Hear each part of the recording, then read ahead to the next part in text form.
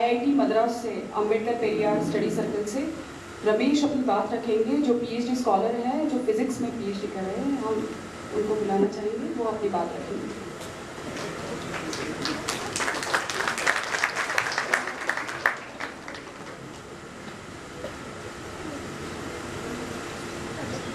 Dear friends and comrades, it's a last hour to everyone. See, I'm really nervous. The performance, the cultural group, the performance was really, I was completely energized by, though I do not know the language, Hindi and the Marathi, but their, the political consciousness, their emotion, was really, see, so with this I personally energized, and thank you very much. Today, the Hindutva fascism standing in front of everyone home. So they are ready to attack. The state missionary gives the complete the legitimacy to the Hindutva fascists to attack on those who are not accepting Bharat Mata Ki Jai. In these circumstances, when the Hindutva fascists open their attacks on the higher education, when the Hindutva fascists open the attacks on the working class of this country by the neoliberal economic policies. In this situation, where the convention and the people resistance, we feel this is really very important because which brought all the student union to share their experiences and for learn from others. So thanks to Mumbai Jack and personally Ajmal and Hassali to give the opportunity to share our experiences and our analysis and learn from others. The last Saturday, the Finance Minister Arun Jaitley, he made a statement in the media. BJP has won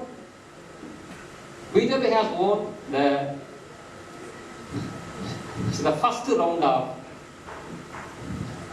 the nationalism debate. The statement is really very important statement. And he continued, people who rise anti-India slogan, till not having forced to say Jai Hind, if not say Bharat Mata Ki Jai. The statement is really important. And he actually continued and he actually convinced to the party members in Delhi, this is actually the ideological war. Of course, this is actually the ideological war. It's the ideological war between the working class and for the ruling class. It's the ideological war between those who are demanding for the azadi from the caste system and for this oppression. This is actually the ideological war. See, the BJP understood very clearly this. 15 or 20 days before, in my state, the BJP, the General Secretary, his name is Harsh Raja. He's played a very vital role for derecognizing the APC also. In the TV interview, in the Tamil channel TV interview, 20 days before I think, he made the same statement. JNU started the ideological war. We are ready for that. We are ready for the ideological war. BJP ready for the ideological war. It's right. It is right. The aim of the BJP is forced to everyone to raise the slogan, say the Bharat Mata Ki Jai. The slogan which also carries the character of the Hindutva. The slogan also carries the character of, the neoliberal character. This is not just a word, actually, Bharat Mata Ki Jai. The Bharat Mata Ki Jai, which has both, the Hindutva character and for the neoliberal character. So the aim of the BJP is to force everyone. In this long-term agenda, in their long-term agenda, they want the first round. And it means that they are ready for the, next round.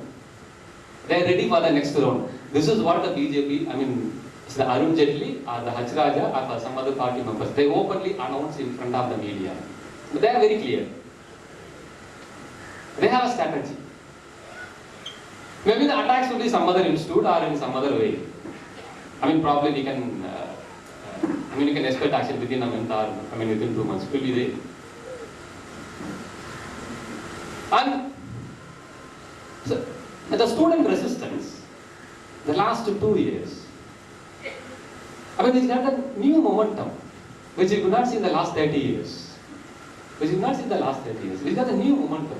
It actually reaches the new phase, where students are ideologically criticizing the Hindu.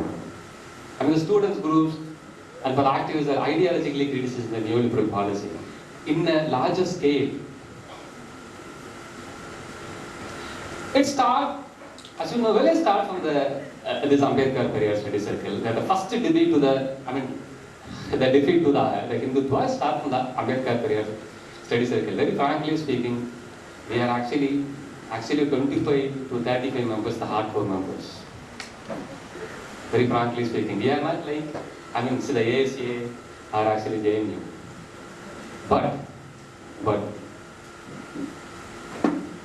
we decided to fight. We decided to fight actually within the Brahmanical tyranny to question the Brahmanism. To question the Brahmanism. Where the name Ambedkar and Father Periyar, where they never allowed to, actually use the name. There's a very long debate between the Dean's office and for us. There's a long debate. The Dean's office didn't agree the name Ambedkar Periyar. They're saying there's something like polarizing the student community. This is not good. But actually they have a study circle. See, the way on the study circle, every week they are discussing Mahabharata and Ramayana, which is actually justifying the Varna and the caste in the name of Vivekana. So, the reason for de-recognizing the Ambedkar Periyar study circle is very simple. We criticize the Modi economic policy and we criticize the caste system. Still our pamphlet also with this. I brought the pamphlet. This is actually one-page pamphlet. The pamphlet contains 17 lines or 19 lines. We left over there, we criticized both.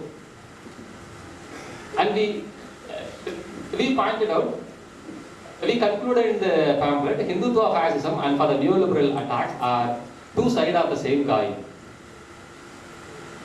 So some of the students, till now, administration didn't actually reveal the name to us.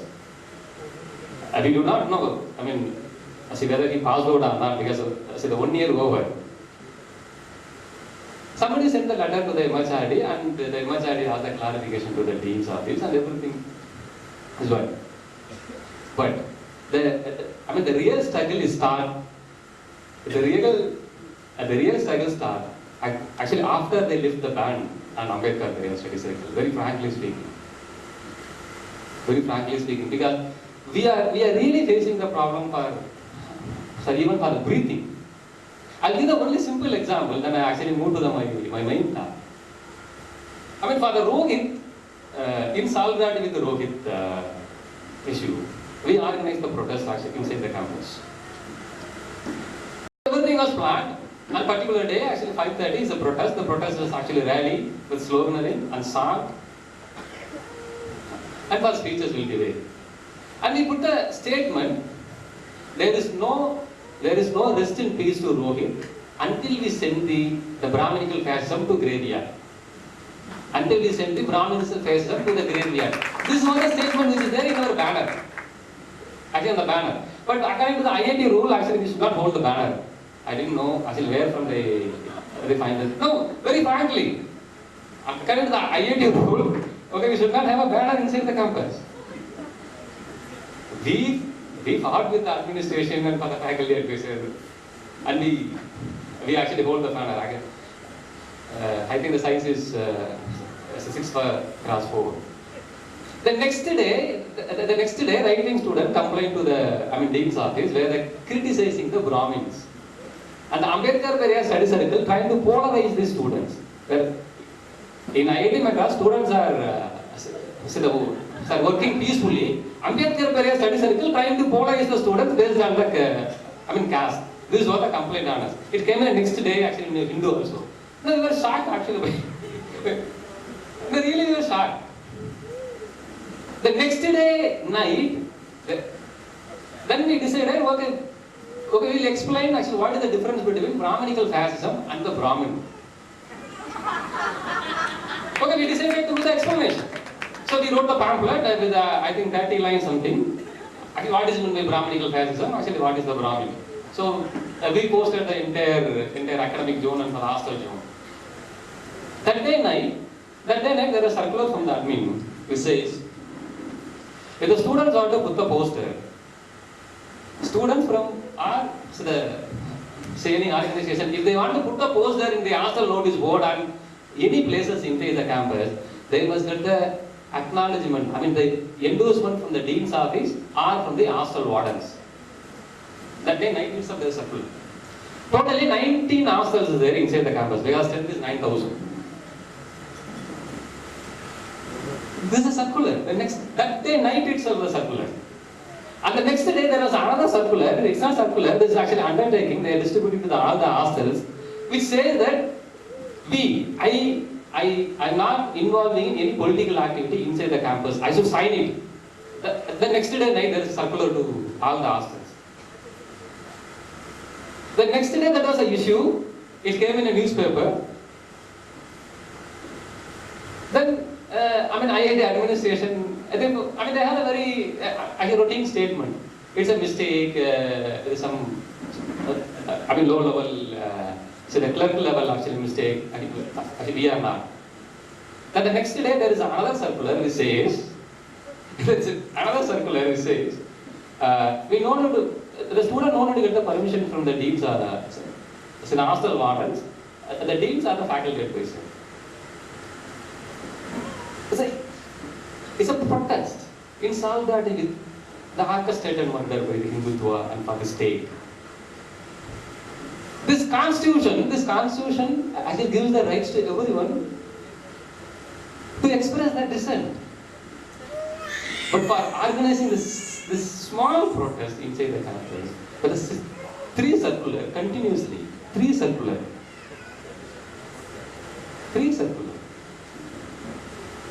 And they put another circular. Students group should not distribute the pamphlet inside the campus. No, it's not true. Fact, I will show you all the documents, the conversation with the dean's office, circular, everything. There is legal ban on IIT Madras should not distribute the pamphlets. It's just one event where, the whole circular from the administration office. Every event after the event, damn sure there will be a circular from the dean's office. Every event. This is what happened at JNU also. In JNU, at the last moment, actually the 5:30 is the event. Actually 5 o'clock, they cancel the permission. The 5 o'clock they cancel the permission. And for opposite to that, almost actually 40 Hindutva students are gathered to attack us. 40 Hindutva students. And gather. It's a very big land in front of the place where actually we were 35 students and for opposite actually 40 students, they were discussing attack on us. Almost close to 15 police personnel were there. And for the Q branch were there inside the campus. The medias are not allowed. It's just a small protest.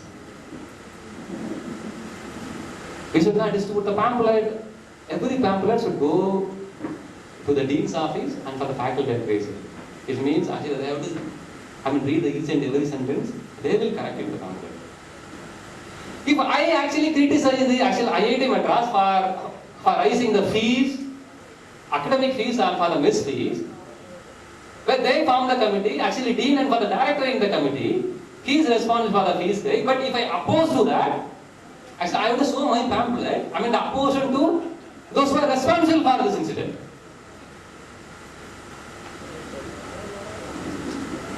தமிழ்ல சொல்றதாண்டா இந்த கூத்து எங்கேயுமே நடக்காது. You cannot find such a silly thing anywhere, any institute in the country, I think.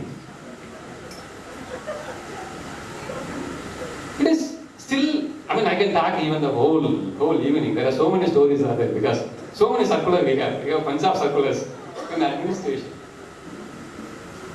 With the support of other Democrats groups and I mean Ambedkarites and for the left and for revolutionary groups where Hindutva forces were defeated. It's a defeated, it's not my own statement, this is a statement from the National, I mean General Secretary of the ABUP. He agreed, we defeated by the APSC. I mean this was a conversation between the FDIA student union as a leader, his name is actually Harisander, actually during the FDIA incident, and the ABUP General Secretary. Where they were discussing about this, actually they were doing the lobbying.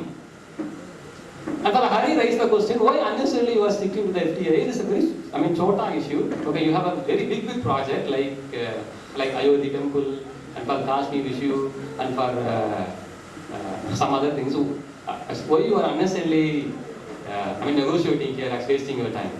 He replied, if FDIA, this would have happened before the APSC.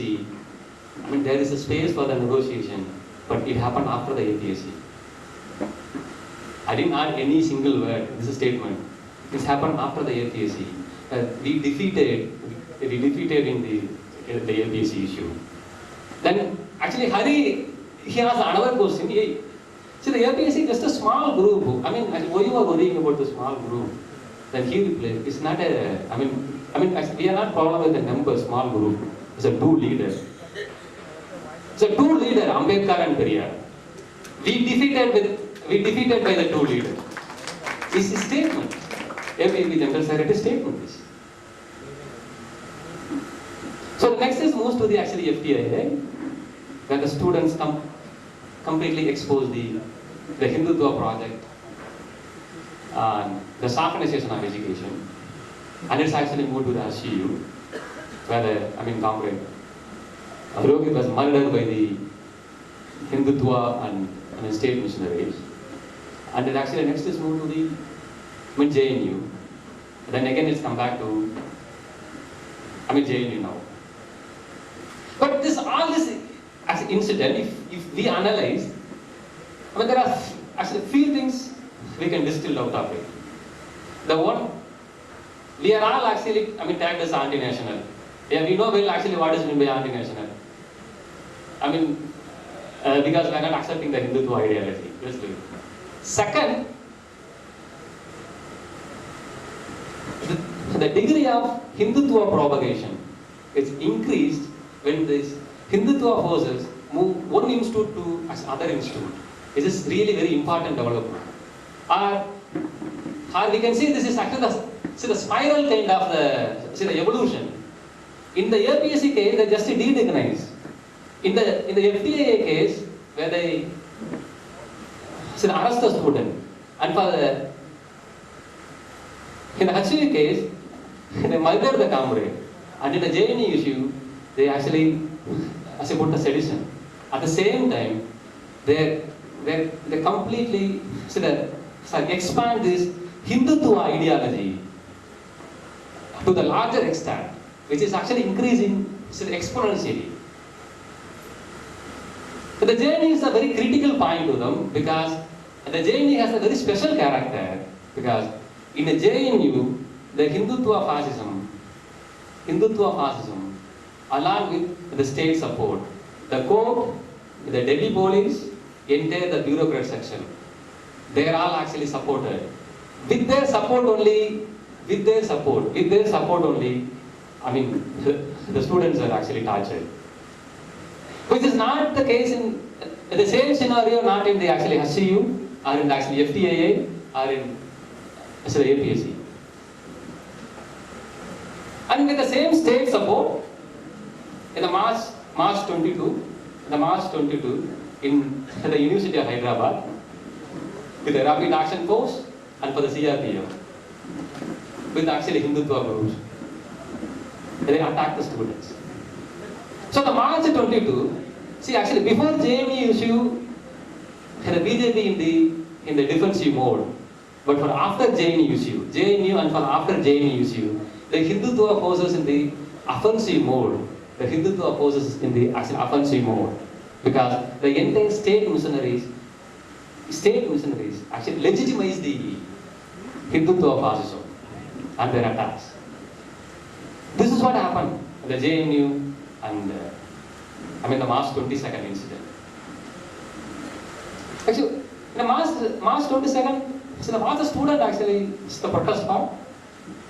Apparao is actually the criminal.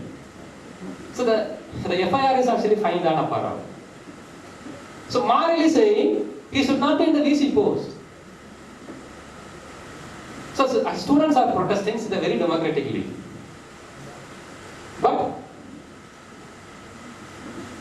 the students were lathi charged, and for the girls were tortured, abused, including the faculty members were lathi charged. They kept 4 days in the police custody. They didn't inform to anybody. Actually, what a mistake they have done. It's such a very basic, right? Very basic form of protest, very peacefully raising the slogan in front of the VC office. That's all, nothing else. Very basic. And you see, last 30 years, the Hindutva forces have killed, actually murdered, directly and indirectly, several thousands of Muslims and Adivasis and the working class. Any one of them punished the last 30 years? Anyone? In this audience, can you point out any one case, any single case, with evidence? No. Everybody knows they are the responsible for this incident. Everybody knows. The Modi was cleans it. Amit Shah is president. No, Babu Bajrang is doing something here, and for Mala Bangladesh there. And for several atrocities against Dalits. No, nobody punished. Nobody punished. And even in Tamil Nadu, there was a poster there, Repression Vidya. The party, the caste organization which is responsible for killing the Repression, that guy is actually MP. With that incident, he polarized the caste vote, and he became the MP. Now the system didn't give actually justice to the working class. The poor and for Adivasis. There is no case at all still. No, just compare this. The students actually protesting for their basic rights. But for other side, the criminals. So actually justice to whom? Still, we are also not getting the complete answer on this. This is one side. Like several cases are there. And for other side, Modi didn't speak about, Modi didn't comment about all these incidents, or all these incidents. But he is actually playing over the entire world. They are saying he is bringing a lot of FDI. We do not know the real facts. Probably we'll get after some time. How much money is coming to India. So much of economic reforms has happened in the last 2 years. I can just point out 1 or 2 things which we directly involved in this. In IIT Madras, all IITs, the BTech courses fees, 1 year course fees, academic fees is 3 lakhs. 3 lakh rupees BTech course, those who study in IIT, which is the highest amount in India in the government colleges. 300 times they increase the fees. 300 times. 300 times they increase the course fees. What? In R2 by UGC, the research scholars are continuing the struggle. For the non-net fellowship. Actually, government saying there is no money at all. This is what a reply from the government. Just for the 5,000 rupees and for the 8,000 rupees. But no reply from the government till now. On an average, it comes actually 150 crore to 200 crore. It's not I mean, this is a pocket money for the government. But the government is not giving any signal. What? Because India agreed in a WTO conference. The government is actually ready to hand over the higher education to the global capital. Those who are having the money, they only come for the study. If not, they go for the contract or for the family occupational job. Now, I'm not exaggerating. This is in their document itself. The MHRD website. The schemes.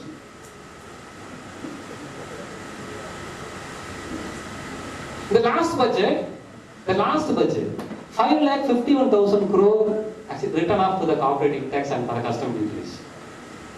5,51,000 crores. It's not a simple amount. 5,51,000 crores. They're saying this is actually incentive to the corporates. And because they are poverty, so they need the money to serve. But the same government is not allotting even the 200 crore for the research scholars, those who are coming from the rural area, they are actually pursuing the PhD. All the central universities, the students, those who are getting this, stipends, probably HCU and for the JNU students might know the things I say very well. They are from the different part of this country. So that 5,000 and for the 8,000 rupees salary is actually the booster for them to continue the higher studies. The same Sumidhanani said, with a small amount of money, one can do the better research. Actually, I am from the experimental science. I know how difficult without money one cannot do the science. But he making the statement. The WTO actually forcing her to make the statement. The country education, I'm saying higher education is handed over to the global capital. There is no chance for the poorest. Whatever the caste, whatever the varnas, doesn't matter. If you don't have money, you cannot continue the study at all.